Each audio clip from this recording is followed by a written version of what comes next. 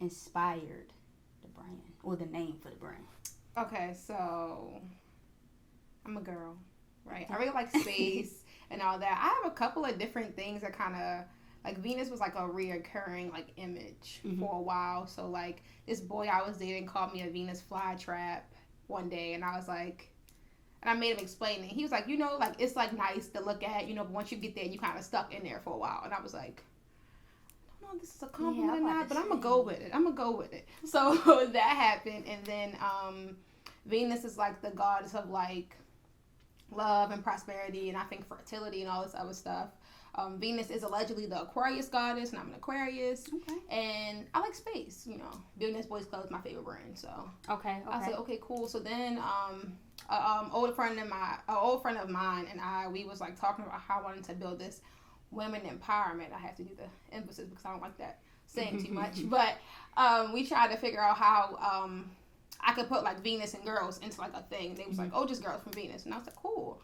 But I had some. How can I talk about this? I had like a lawsuit low key about girls from Venus because somebody said it was likelihood for confusion when I filed for my trademark. Wow, what's the confusion? Because it was with the planet. Like... No, right? That's what I was thinking too. So no, it's actually a brand that sells women's clothes called like Venus Fashions, and they've had the trademark since before I was even born. Okay. So they were like, yeah, no. So I had to put the planet in between it. So now it's girls from Planet Venus. Oh. We still say girl from Venus. Yeah, we still say girls from Venus, whatever. I just can't put a number on here suit, but okay. Yeah. What moment, conversation, or like even event confirmed for you that like doing this brand was your thing? Okay, well I have like I'm gonna say two.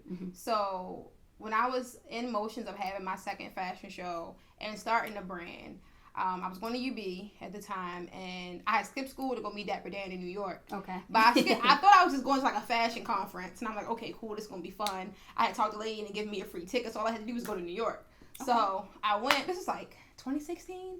I went, and I seen Dapper Dan in this room, and I was like, I should go in there. And I was like, I might get in trouble, but like, I ain't pay for this ticket anyways. So I went in the door, and I sat there and talked to him for 30 minutes, and he's like so lit. Like, he was telling me about like how Baltimore is a fashion hub, how so many things have started here, and how he used to come here and go to Monument Street and get his suits tailored, because it used to be just like fashion stuff and like tailor shops and suit shops on Monument Street and in Mondawmin. So I was like, wow, that's crazy. So he was just like, well, he asked me like, immediately, like, where are you from? Like when I started talking, I was like, I'm from Baltimore. And so we was talking about that, and then he was saying, like, if you want to start anything, like, start there and then move. Like, don't be one of those people who just moved to New York and try to build here, because it's like, you got to build from literally the dirt in New York. So he's like, just start on the pavement in Baltimore and just keep going. So that was my first moment of confirmation. I was like, okay, I'm in the right direction. I'm at Dapper Dan. Things are lit. So then I had a pop-up shop last year? I think it was last year or 2 years ago. It was last year, before I celebrated my first anniversary. So for rent shoes, I used to be in downtown, picked up girls from Venus to sell it in store. So I had a pop-up shop there for my spring collection and to introduce me to the like area and for rent. So that day I damn near sold out. Like everybody that came in bought at least one thing. I made like $1,000 in like 5 hours. That's what's up. So I was like, yeah, this is it. This is for me. I should do this. Okay. How does the name of the brand speak to your personality? Well, like Xenon, when it was like zoom, zoom, zoom. Like he's a supernova girl. So I was calling myself that before I started Girls from Venus. But like that all kind of tied into like being out of this world, and I'm kind of extra and extravagant, and those are things that I love about myself. Like it takes a while for you to like who you are. So I felt like me liking who I am and me being extra and extravagant, I could put that into my brand. That's why everything is colorful and everything is loud, and it's even if it's a subtle colorful thing, like it's still colorful in its own right. So like I feel like I'm a colorful person in terms of like, well, now I don't do it as much for like hair colors and stuff like that. Like I love me a good colored wig, and just like just colorful as the colors and colorful as in personality, like being like, I don't know, just colorful. What has been the hardest part about owning your brand, and how have you overcame it, or how do you plan to overcome it? Okay. I feel like support is always a hard part, right? Because you expect it from some people, and then you get it from people who you've probably never even met. Yeah. So it's like a hard thing trying to balance, like, you're all the support you need, really, and the people who want to support you will support you, and you can't, like, worry about, like, me and my friends get really caught up in the Baltimore art scene stuff, because it's like, we're all kind of in and out of it, but we don't, like, stay in it. Yeah. I mean, we all were at one point, but, like, we aren't anymore. We're kind of detached from it for, personal reasons. And so it's like we want to be around and want to be in that field, but maybe it's just not for us. So that's like a balance for me of, like, not worrying about what they're doing or what's going on there, because I have what I'm going on. Like, I have what I have going on here, not to discredit them, because, they're doing amazing things. But I can't expect support from them, I got to have support. I have support. Yeah. So it's like, I feel like you never satisfied when it comes to support, but you got to find your balance of, okay, I could use more support in this area, but I still am grounded here with the support I have. Okay. So that's my biggest thing. I think to overcome it, it's just like understanding where you are and where you need to be. Because, I mean, either way, like, things only get you but so far. Yeah. So support from either side, like the Baltimore art scene or my friends, my family, or people from out of state that buy Girls from Venus, it's like the support is there, and it doesn't matter where it comes from, because I still have to support myself to make these clothes and have the mental stability to get up and package these orders or make new clothes and be up at 5 a.m. talking to people in China. Like, it all starts with you. So I feel like the way to overcome, like, the need or lack of support is to just support yourself.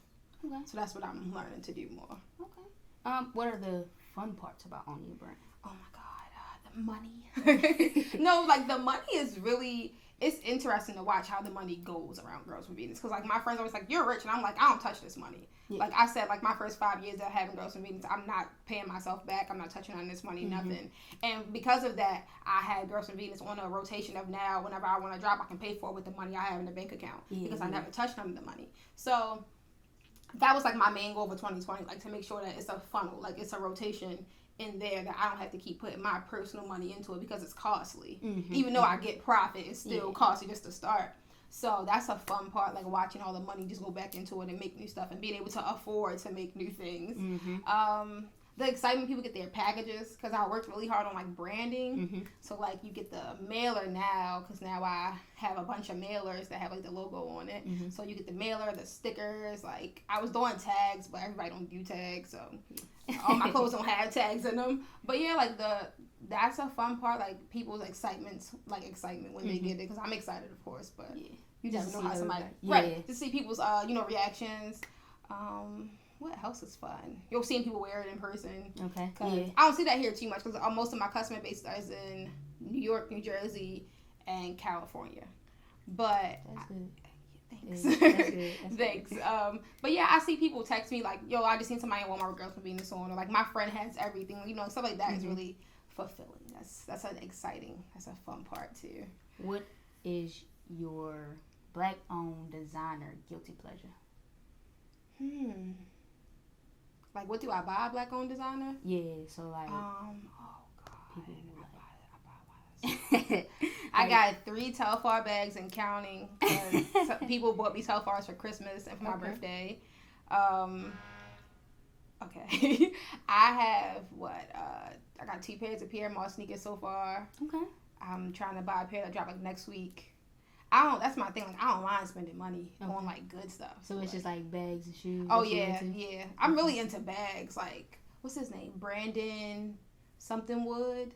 Oh my goodness, I can't think of the name right now, but I think I know what you're talking about. He makes the systematic racism bags, like the small ones. Yeah. So I don't particularly like bags with like political stuff on them, because it's just it'd be crazy sometimes. Yeah, like, it's just I don't know. I'm just not. Like, I feel like Pierre Moss does a good job with like political statements without putting it on a shirt. You know what I'm saying? So like, I like stuff like that. So I'm definitely gonna buy like his bags for like my friends for Christmas and like birthdays and stuff like that. So. Yeah, I'm a big accessories person. I'm trying to be. Okay. But I've always loved bags. I can't wait to make a Girls from Venus bag. That's gonna be fun. It's gonna be tough. What am I saying? All right, so say y'all gotta go to like a fashion event. Okay. So like a reason to dress up or anything like that. Okay. Who is gonna be in your fashion clique out of your friends? Like those like, yo, she definitely gonna set it off. Like, she got to go with me, like, so we could just pull up and just be like a statement. We ain't gotta say nothing. We just a statement. Well, all my friends dress well. Okay. That's like a qualification to be my friend. Okay. So and it's not like I look at you and I be like, okay, like let me look at your closet so we can be friends. But like it's just I attract people who naturally dress well. Because you can see like from my social media, from talking to me, I really like clothes. Yeah. So all my friends dress well. My best friend Jason, she is like I don't want to say she's the other side of like how I dress because like we're kind of different, but we have a lot of the same stuff. Okay. So like she said like I was gonna buy her a telephone just in a different color because I knew she would like it. But like she dresses like very, very girly chic, and I'm kind of more of a tomboy chic. So like if we go like for like perfect example, I wore this outfit like maybe a couple of weeks ago. I had my Pierre Moss sneakers, a suit, and my Palms Angels bag. And I was gonna wear that to a sneaker ball that I canceled because of COVID. Mm-hmm. So I feel like I would wear something like that, and she would wear like a really cute gown, but like in like a cute flat with like a heel, you know, like so it'll be like the tomboy and the girl, but like you know we still like the same stuff. But yeah, that's I want to say that my most fashionable friend, her and my friend Nina. Nina dresses very cute too. Nina is usually she's into the small brands, so she puts me on a lot of the smaller brands. Okay. What would you say like other brands would have to do in the city? I would say. Like what moves would they have to make sure their brand is like getting more notoriety and is growing quicker? I don't know. You know, brands in general, like me and Nina is one of my friends. We talk about fashion stuff a lot. Mm-hmm. So me and Nina was talking about how like with the Venus Academy, like I did like a dean's list, with like me being 4 different characters, like on the dean's list. So I feel like men in general don't have to put effort into like campaigns and stuff because men are gonna buy it. So like when it comes to women and like having businesses as a whole, you gotta have like campaigns and rollouts and marketing strategies out the ass, right? Just to get like 3 eyes. Yeah. Compared to a man, and he's like, oh, you made another T-shirt with another logo on it. Damn, can I get 5? Like, and then you get what I'm saying? So I feel like everybody needs to work on marketing because like that's how you get out of just like Baltimore. Like I feel like marketing and good logos and good designs is how you progress. You know, I also feel like brands in general need to like go out of their comfort zone with designs. Like it's life beyond t-shirts and hoodies. Yeah. And even when they make stuff like cargo pants and stuff like that, y'all need to make a size chart that works. Yeah. Like it's really easy to mess something up. Yeah. Like it's so easy to mess up something. So, yeah, it's just, I think detail. That's what overall, like, people got to pay attention to detail. Okay. I see on your profile, like, yours personally, and Girls from Venus, that you, like, support other small brands within the city. What other plans do you have, I'm going to say, for next year? Because 2020 is just not where it's at. Yeah, no, we can leave. To support other small brands. Well, maybe 2021 is the year for Girls from Venus insert small brand collab. Because I get asked to collab a lot, but like that shit just not hitting right now. Like, yeah, that's understandable. Like honestly, because how my brand to be perceived and the brands that reach out, and there's nothing against them. It's just like I want to be seen as a certain way, and I want things to go a certain way. I know who I am when it gets to me and my stuff. Yeah. So I'm like, nah. It's just like this. For a short answer, no. But I do think next year may be a year for a Girls from Venus collab. Definitely a year for like I really want to do a workspace here, like where brands can come in and do consulting, or like I can have somebody like heat pressing and doing like vinyl and all that. Like that's something I really want to do for a while. But I just gotta get the bread. Yeah, the bread, and I need people to be committed. I need people that's gonna actually want to be there, and not for like personal gain, but for like community gain. So like it's kind of like, you ever heard of Open Works? Yeah. I want to do something like that. I love Open Works. I've never been there, but I hear good things. You ever been to WeWork? No. It's like a bigger version of Open Works. It's here? No, it's one in DC. I think that's the closest one. But it's like it's just like a big ass building, and it got like a kitchen in it. But it's like a lot of like different workspaces. So like smaller spaces where you can just like be by yourself, where you got like your whole crew. Like y'all can come through. You can like rent spaces in there. It's just like, and then it's like, I think for me, I'm more so like with aesthetics. So like it's aesthetically pleasing to me. So like I love being in the space, but it's like a big space to create. It's not as like a creative space as OpenWorks, because OpenWorks like provide you with like tools to do shit. Right. But it's more so like an office space. So, okay. Yeah. It's a lot of like they call them co-working spaces like popping up in Baltimore, and you can have events in them and stuff. So, but yeah, I want to have that. Like, my ideal thing is to have like a center where like I can sell my clothes, like have a showroom, and then I can also have like people having events there, like pop-ups, and like you can come to like take classes and learn different stuff. Cause like everybody want to learn how to sew. None of us know how to sew. Like everybody some people may know now, but like I remember when I first started my brand, like none of us knew how to sew, and I mean like me and all my friends that like are into fashion stuff, like nobody knows how to sew. Like, and I have had a sewing machine since I was 16. I am 24. Like I use it very sparingly. Like I was using it to sew my tags on, but it's so tedious. Yeah. But yeah, like I just wanna. I don't know. I want to be an asset. Like, I said this, like, years ago, but I was like, how the world sees Rihanna, I want people to see me. Okay. So, okay. Yeah.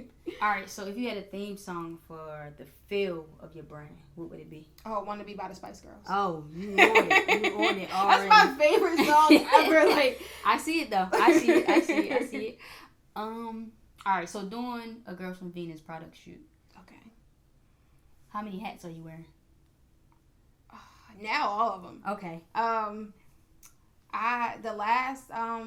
These and my jerseys that I dropped in August, I did the product shots for. I modeled them. Like, I bought a camera. Like, because I was just tired. I just like, not that I'm tired of working with people, because I mean I am, but that's like another conversation. I just I like having all the hats on. Like, I like being the person that's like, well, who did it wrong? And I gotta point at myself. Yeah. I don't like people being liable for how I need things to go. Awesome. So I bought a camera, and I've been doing my own product shots and all that. But usually I have a photographer.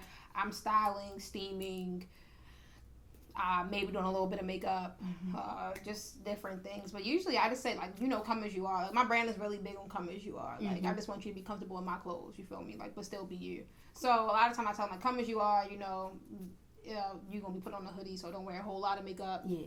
Because, stuff smears. Wear a hoodie-friendly hairstyle. Like, just different stuff like that. But I don't say too much. Like, you can bring your own cute accessories. I just, like, say, like, I always say, like, bring, like, a platform sneaker or bring a pair of Air Forces. And, but sometimes I provide socks because we be in the studio. So just put the socks on. Y'all both got on white socks. Cool. Okay. All right. Last question, or, like, last thing. Give me 3 words to complete this statement. Girls from Venus are... spunky, spontaneous, and supernova. And we out of here.